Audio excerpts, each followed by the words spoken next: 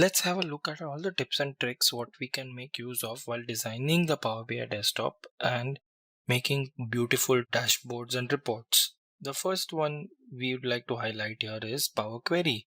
When you work with the Power Query, give every step an explanatory name and merge steps of the same type for better manageability of the Power Query.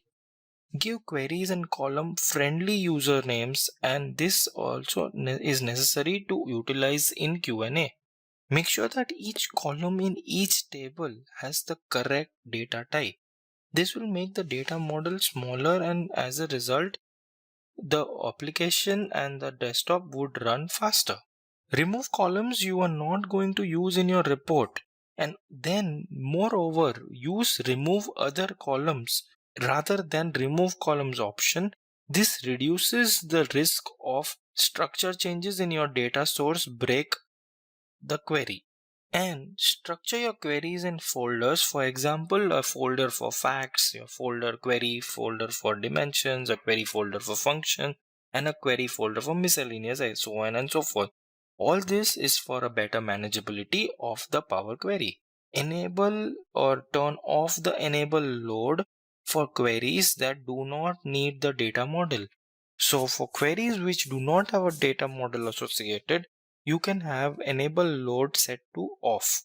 This improves the performance. Prefer reference over duplicate of a query. As we saw in our earlier demos and learning sessions, that reference means you point to the same query, whereas duplicate means there are two versions of the same query. Therefore, it would be difficult for a designer or developer to have consistent updates across both the queries, and also would lose track. So the better way of doing things would be reference over duplicate. In general, prefer import over direct query. So this is another set wherein you have to use import, which brings in the data in the Power BI desktop and in your Power BI PBIX file, rather than direct query, because direct queries do not store local data, whereas it queries the data source as and when required. It also makes use of the caching feature. Also, direct query has to be evaluated for the thresholds of the network bandwidth and the time and the performance needed. So basis that you can take a call of a direct query or an import. This is all about Power Query tips and tricks. Next, now for the data model, always use a separate data table in your data model and mark it as a data table.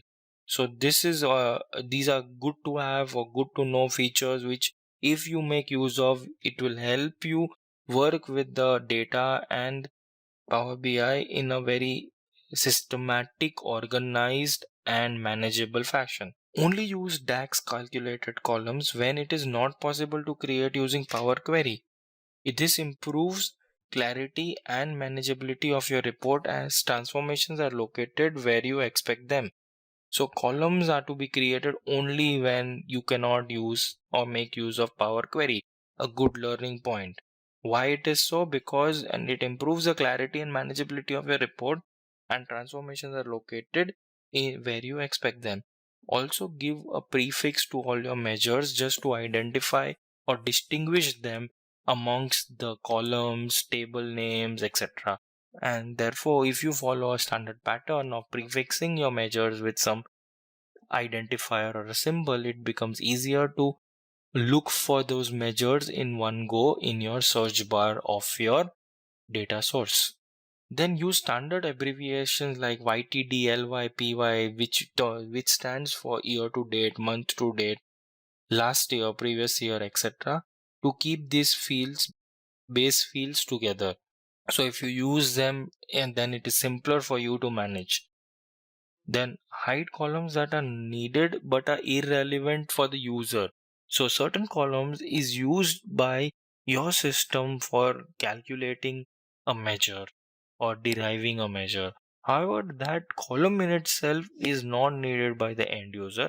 End user is a consumer of the measure which you built your content on. Therefore, you can hide those columns. Win itself will never render that column either in export, download, or in any visual. Hide the key at the many side of the many to one relationship. So if you hide the key at the many side, so the key is the primary key. So if you hide it, then it becomes simpler and clearer. People will not confuse them with the source column, rather will look for that value in some other export or a data table. A good way of doing things. It's a very trivial case, but it is good to know. Think about using the new filter pane. Why? Because it provides an option to hide and lock filters for end users to use. So for example, if you are using slicers and slicers reduce your effectiveness on the space of your screen, you can move them to the new filter pane, point number one, then lock those filters so that the end user cannot make change to those values.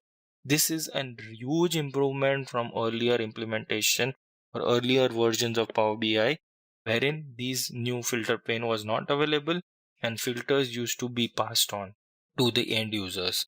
A very good improvement on the product. For each measure column in your data model, make DAX calculated measure instead of using the default summarization. Then hide the original column. This way all measures will have the same icon and it enables you to change the calculation in the future. So this is more towards the implementation and the design kind of a phase wherein you can manage all your measures in one place. Always use the table name when you need to access the column. So a good idea is when you are preparing a query or a Power Query or making a measure, and if that column name is unique across the ecosystem of that PBIX file, you can directly call that column name. However, the best practice would include calling the table and opening a right bracket and then searching for that column, which ensures the correctness of that table. Also in future, if there is another table having the same column, the ambiguity on the errors on the Power BI part can be eliminated. Then use divide function to prevent division by 0 and improve the speed of the division.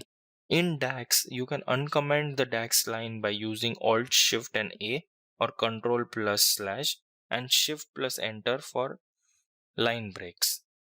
So these are the line breaks, and then uncommenting, these are the things you will have to make use of. Use aggregations to keep your model small and performant and still have detailed data available. So you can aggregate your content into another smaller summary tables which you can keep displaying in your dashboard, and then you can also have an underlying data somewhere in some detail sheet. Improves the performance. So aggregations is a key term.